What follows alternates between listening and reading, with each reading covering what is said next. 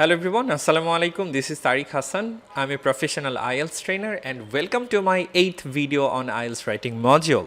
আজকের ক্লাসে আমরা শিখব how to write the body paragraphs for positive and negative development essay. Anyway, this is the class index and I'm going to make 35 videos on IELTS writing module. Let's get started. শুরুতেই আমরা একটি sample answer দেখে নিব. So this is the sample answer. This is the introduction part, body part 1, body part 2 and the conclusion part. তো আজকে আমরা শিখব হচ্ছে এখান থেকে এ পর্যন্ত, অর্থাৎ বডি পার্ট 1, বডি পার্ট 2 এবং কিভাবে কনক্লুশনটা লিখতে হবে। সো চলুন তাহলে শুরু করা যাক। আমরা বডি পার্ট লেখার আগে একটু ফরম্যাটটা শিখে নিব অ্যান্ড এটা মেনশন করা জরুরি যে এই format is recommended by British Council. I mean আমরা যদি এই ফরম্যাটটা মেনটেন না করি বডি প্যারাগ্রাফ লেখার সময়, সেক্ষেত্রে আমাদের কিন্তু স্কোর হারাতে হবে। Keep that in mind. Okay, so what is that format? ফরম্যাটের শুরুতে স্টেপ 1-এ আমাদেরকে will have to give main idea in the very first sentence. Step 2-তে আমরা এক্সপ্লেন করবো আমাদের মেইন আইডিয়াটাকে, এখানে যে মেইন আইডিয়াটা দিয়েছি সেটাকে এক্সপ্লেন করব। স্টেপ 3-তে we will give an example, আর এই এক্সাম্পলটা রেলেভেন্ট হতে হবে আমাদের মেইন আইডিয়ার সঙ্গে। বল স্টেপ 4-এ হচ্ছে আমরা একটা এক্সট্রা আইডিয়া দিতে পারি বাট নট ম্যান্ডেটরি। স্টেপ 4-এ we will close our body paragraphs 1 and 2. Well that is also not mandatory all the time. Okay, প্রয়োজন হলে আমরা করব স্টেপ 5 অথবা করব না যদি প্রয়োজন না হয়। ওয়েল তাহলে আমরা একটা কোয়েশ্চেন নিয়ে সলভ করার মাধ্যমে শিখে ফেলি। তো এটা হচ্ছে আমাদের কোয়েশ্চেন। সবাই আমার সঙ্গে কোয়েশ্চেনটা পড়ে ফেলবেন। Cultures all around the world are similar than they used to be. Do you think it's a positive trend or a negative trend? আবার কোয়েশ্চেনটা এভাবে বলতে পারে, do you think it's a positive development or negative development? Same কথা।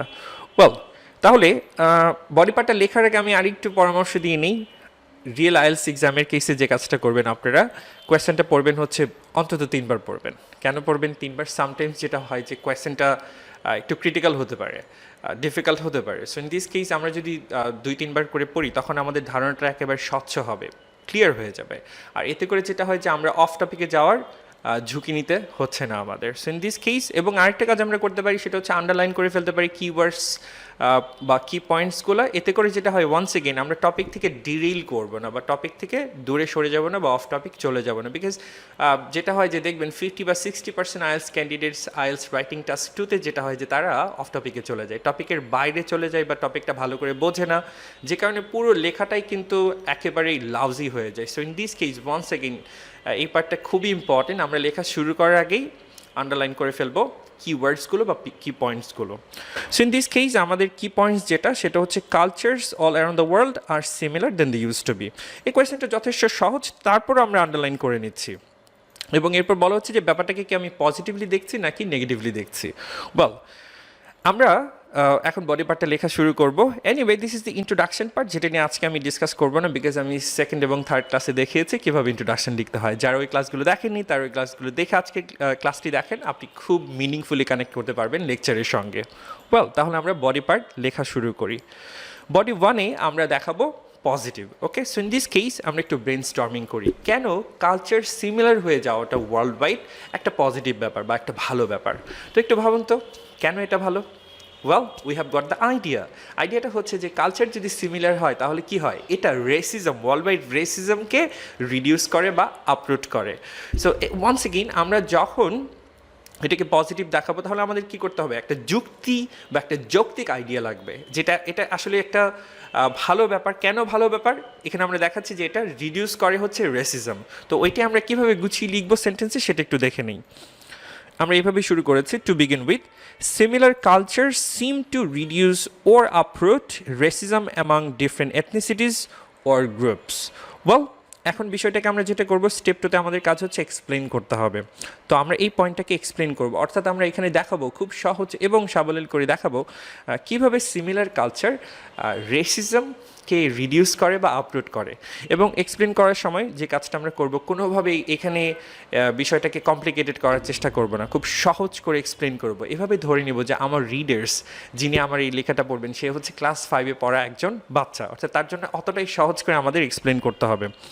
So in this case আমরা এখানে লিখছি to explain racism comes from the thin line of cultural difference among different group of people. এখানে আমরা এভাবে বলছি যে রেসিজমটা আসেই হচ্ছে এই যে কালচারাল একটা থিন লাইন, একটা থিন ডিফারেন্স, এখান থেকেই সূত্রপাত হয়, এখান থেকে এটা অরিজিনেট করে।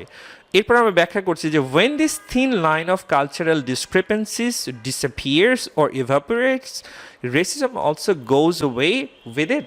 সেখানে আমরা ব্যাখ্যা করে বলছি যে যখন এই কালচারাল ডিফারেন্সটাই থাকে না বা এভাপোরেট করতে শুরু করে, এখানে এভাপোরেট ওয়ার্ডটা দিয়ে মিন করা হচ্ছে, যদিও এর আক্ষরিক অর্থ হচ্ছে কোনো কিছু বাষ্প হয়ে উড়ে যাওয়া, বাট এখানে আমরা মিন করছি যে এটা এই কালচারাল যে ডিফারেন্সটা, আই মিন এই কালচারাল যে একটা পার্থক্য আছে সেটা ধীরে ধীরে কমে যাওয়ার থেকে মিন করেছে। আর ডিসঅ্যাপিয়ার তো সরাসরি মিন করে যে চলে যাওয়া। এনিওয়ে আপনারা চাইলে যে কোনো একটা ভার্ব এখানে ইউজ করতে পারেন। সো আমরা এখানে ব্যাখ্যা করে বোঝাচ্ছি যে এই কালচারাল ডিফারেন্স মানে চলে যাওয়া বা শেষ হয়ে যাওয়ার সঙ্গে সঙ্গে যেটা হচ্ছে রেসিজমটাও শেষ হয়ে যাচ্ছে বা চলে যাচ্ছে। সো এখানে আমরা ব্যাখ্যা এর পরের সেন্টেন্স আমরা লিখেছি এভাবে যে racism also goes way with it. এখন আমরা যেটা করবো will have to give an example, আর এক্সাম্পলটা এগেইন আমাদের মেইন আইডিয়ার সঙ্গে রেলেভেন্ট হতে হবে। এখানে আমরা বলছি যে for instance recent research found that there has been a decline of 10% in racism in New York City due to the fact that হবে এখানে, sorry there's a typo here. So due to the fact that inhabitants of the city have been more liberal to different cultures. তো এখানে আমরা দেখিয়েছি যে new York সিটিতে যেটা হয়েছে 10% ডিক্লাইন হয়েছে রেসিজমের ক্ষেত্রে, কারণ হচ্ছে যে এই সিটির ইনহ্যাবিটেন্টস যারা আছে they are very liberal, they are very open to different types of cultures.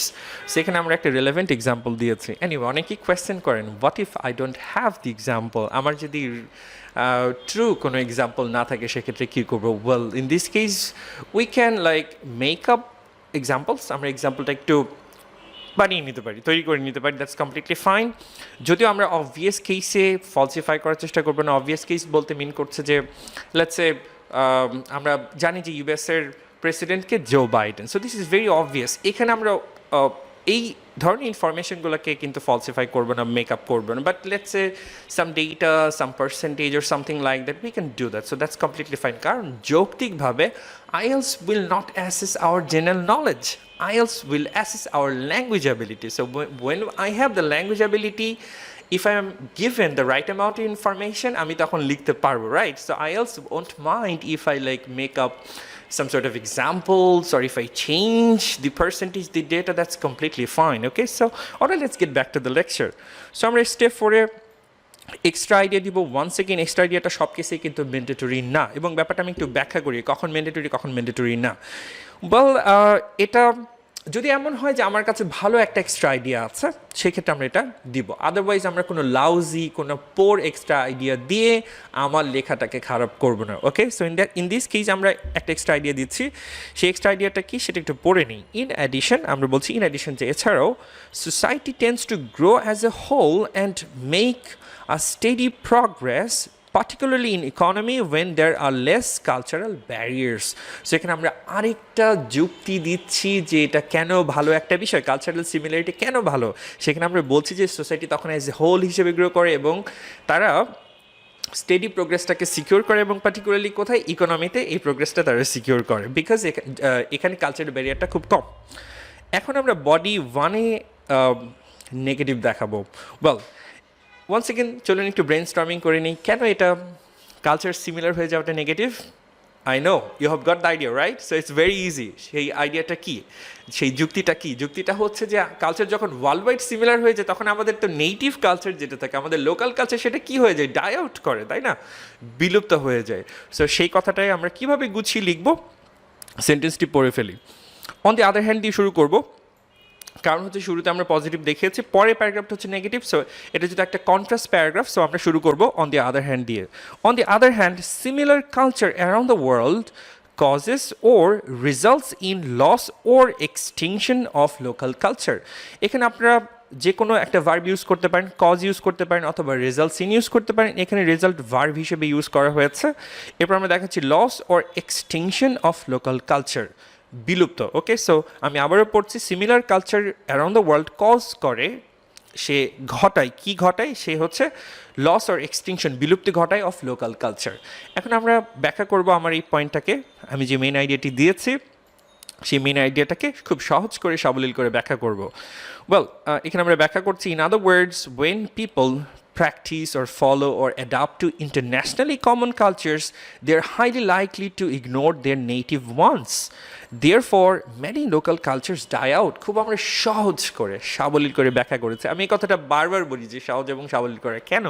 কারণ হচ্ছে আমাদের যারা, মানে আমরা যারা আইএলটিএস পরীক্ষার্থী আছে, আমাদের মধ্যে একটা ভুল ধারণা আছে। সেই ভুল ধারণাটা হচ্ছে যে আমার লেখাটাকে খুব ক্রিটিক্যাল, কমপ্লেক্স করতে হবে, কমপ্লিকেটেড করতে হবে in order to secure high band in writing, which is not true at all. Okay, so আমার লেখাটাকে সহজ এবং সাবলীল করতে হবে। আমাকে লক্ষ্য রাখতে হবে যে আমার গ্রামারগুলো যাতে ভুল না হয়, আমার ভোকাবুলারি চয়েসগুলো যাতে ভালো হয়, বাট আমার আইডিয়াসটাকে যতটা বেশি আমি স্ট্রিমলাইন করব, ততটা আমার রিডার্সের কাছে আমার ইনফরমেশনটাকে কনভে করা সহজ হবে। ইন আদার ওয়ার্ডস, আমার লেখাটা সফল হবে। এটাই হচ্ছে আইএলটিএস আপনার কাছে চাচ্ছে। আপনি কতটা এটাকে ক্রিটিক্যাল করে ফেলছেন, একেবারে কমপ্লেক্স করে ফেলছেন, এটা কিন্তু আইএলটিএস আপনার কাছে একদমই চাচ্ছে না। But once again, most of the IELTS ক্যান্ডিডেটসের মধ্যে কিন্তু এই ভুল ধারণাটা আছে। সো লেখাটাকে আমরা সবসময় সহজ এবং স্ট্রিমলাইন করব। সো এখানে আমরা এক্সপ্লেন করলাম খুব সহজ করে। এখন আমাদেরকে একটা এক্সাম্পল দেখাতে হবে, অ্যান্ড ওয়ান্স এগেইন এই এক্সাম্পলটা রেলেভেন্ট হতে হবে কার সঙ্গে? এই মেইন আইডিয়ার সঙ্গে। যদি এমন হয় যে এখানে আমরা একটা এক্সাম্পল দিয়েছি যেটা মেইন আইডিয়ার সঙ্গে রিফ্লেক্ট করছে না, মেইন আইডিয়াকে কানেক্ট করছে না, তাহলে কিন্তু আমাদেরকে স্কোর হারাতে হবে significantly. Keep that in mind. So এখানে আমরা দেখাচ্ছি, এক্সাম্পলটা আমরা পড়ে নিই as an illustration. The practice of living in an extended family is no more seen in its vibrant nature as it was in the past, as people are now more into nuclear family, which originated from the West but now has been established all over the world. So এখানে আমরা একটা example দেখেছি, সেটা কি, এই যে আগে extended ফ্যামিলির একটা প্র্যাকটিস ছিল, বাট সেটা এখন কি হয়ে গেছে, সবাই নিউক্লিয়ার ফ্যামিলি প্র্যাকটিস করা শুরু করেছে, এবং এটা অরিজিনেট করেছে ওয়েস্ট থেকে, এবং এটা ওয়ার্ল্ড ওয়াইড এখন কি একটা পপুলার প্র্যাকটিস বা পপুলার কালচার। সো এটাই আমরা এক্সাম্পল হিসেবে দেখিয়েছি। এখন আমরা কনক্লুড করব। আমাদের বডি প্যারাগ্রাফ 1 এবং বডি প্যারাগ্রাফ 2 হয়ে গেছে।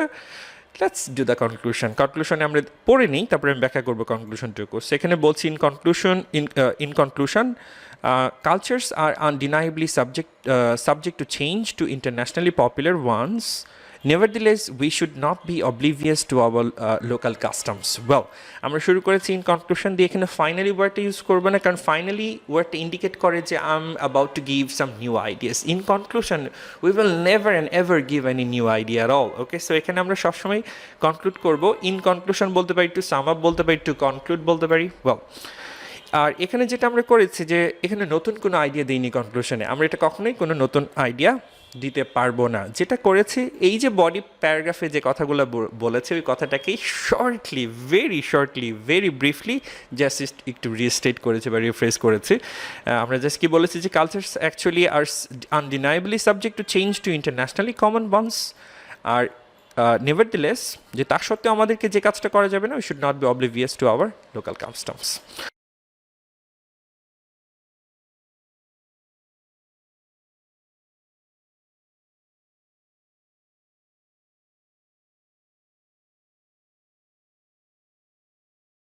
So that's all about today's class, and I'm happy that you have made it to the end of this video. And I should tell you that recently আমি একটি বই লিখেছি IELTS writing এর উপর। এই হচ্ছে বইটি, step by step IELTS writing guideline. বইটি both for academic and general. বইটি কীভাবে আপনি অর্ডার করবেন এর বিস্তারিত আমি দিয়ে রাখবো ভিডিওটির ডেসক্রিপশন অংশে। আমি আরেকটি বই লিখেছি, বইটি হচ্ছে কেমব্রিজ আইএলটিএস 10, 11, 12 এবং 13 এর স্পিকিং অংশের উপর শুধু। স্পিকিং অংশটুকু সলভ করেছে উইথ এক্সাম্পল অ্যান্ড এক্সপ্লেনেশন। বইটি কীভাবে অর্ডার করবেন বিস্তারিত দিয়ে রাখবো ভিডিওটির ডেসক্রিপশন অংশে। এবং আমাদের আরেকটি বই আছে, এই বইটি লিখেছি আমি এবং আমাদের কোম্পানির কো-ফাউন্ডার ইশরাত জাহান ম্যাডাম, দুজন মিলে, সবার জন্য English. It's basically for grammar, অর্থাৎ আমরা অনেক সময় যেটা হয় যে কিছু কিছু গ্রামার থাকে যেগুলো হচ্ছে অবভিয়াস, যেটা লাগেই স্পোকেন ইংলিশ বা রিটেন ফর্ম অফ ইংলিশের জন্য, সেই বইটা হেল্প করবে আপনাদেরকে এই ধরনের গ্রামার শিখতে। এনিওয়ে, বইটি কীভাবে অর্ডার করবেন এর বিস্তারিত দিয়ে রাখবো আমি ভিডিওটির ডেসক্রিপশন অংশে। ওয়েল যদি আপনাদের এমন কোনো টপিক থাকে যে টপিকের উপর you want us to make videos, so will happily do that for you. এবং কমেন্টে জানান বাংলাদেশের কে কোন প্রান্ত থেকে এই ভিডিওটি দেখছেন। Let us know in the comment section. So thank you for watching this video. See you in the next video. Until then সবাই ভালো থাকবেন, সুস্থ থাকবেন। আল্লাহ হাফিজ, আসসালামু আলাইকুম।